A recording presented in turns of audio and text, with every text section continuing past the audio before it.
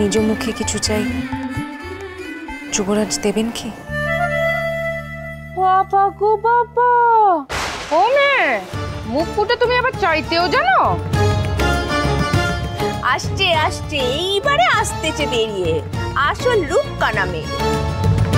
তা বাপু, তুমি আবার তোমার এই দেবীকে এক্ষুনি ঠাকুর ঘরে বসানোর আবদার করো নি। আচার্যপুরের অনুমতি ছাড়া সে জিনিস দেওয়ার সাধ্য কান্ত দাদারও নেই। না, সেরম কিছু না। আমি শুনেছি মহাপূজায় ক্রিয়ার কথা। তবে কি চাও বলো, সাধ্যে কুলোলে নিশ্চয়ই দেব। বলবো, গায়ে হলুদে শিবানীকে আনতে গিয়ে মা খুড়ি কেমন রে রে করে উঠেছিল, খুব মনে আছে। আজকের দিনে ওরেই বার টানা হাসরা করস কেন? নিয়ম আসার কি সব পাখি পড়া করাইতে হইব অহন তরে? এখানে তার 4 গুণ শুরু হয়ে যাবে না তো? কিন্তু পেতবা বলে কি তার কোনো শখ আহ্লাদ থাকবে না মা ভবানী? এত ভালোবাসেন তিনি যুবরাজকে, আমাকে ওই কম সময়ের মধ্যে আপন করে নিয়েছেন। একবার চোখের দেখা দেখবেন না এই অনুষ্ঠান? অত কি ভাবছো মেয়ে? ও গয়না চাই বুঝি? আর নাকি ওই বাপের বাড়ির মহলখানা ছোট লাগছে, আরো বড় মহলখানা চাই।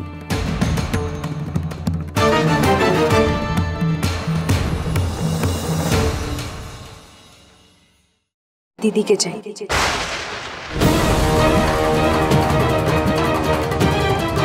কি? ইন্দু দিদিকে?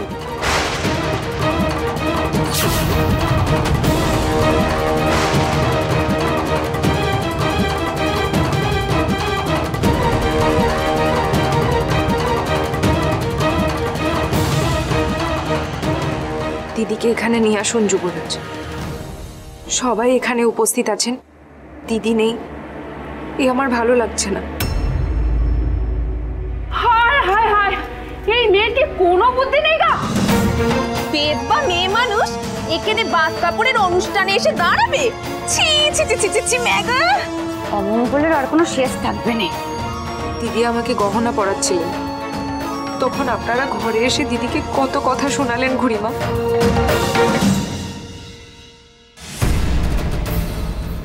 দিদির 2 চোখ ভরে গেছিল জলে, আমি দেখেছি। তার কি মন নেই? তার বুঝি কষ্ট হয় না? বেধবা বলে কি এইটুকু দেখারও স্বাদ তার থাকতে পারে না? না, বেদবাদের স্বাদ বলে কিছু হয়নি। কেন? দিদি কি মানুষ না? বেধবা হয়েছে, চিতায় তো ওঠেননি।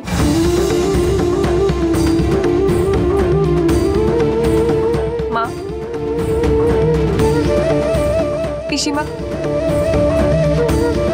যুবরাজ, বলুন না,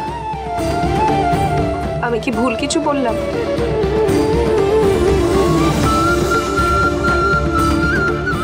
এই মেয়ের মন তো একেবারে সোনায় মোড়া। হ্যাঁ, আমি এতদিন কলকাতাতে থেকেও এরকমটি ভাবতে শিখিনি। রাজ রাজেশ্বরী রানী ভবানী, প্রতিদিন রাত 8:30টায় স্টার জলসায়।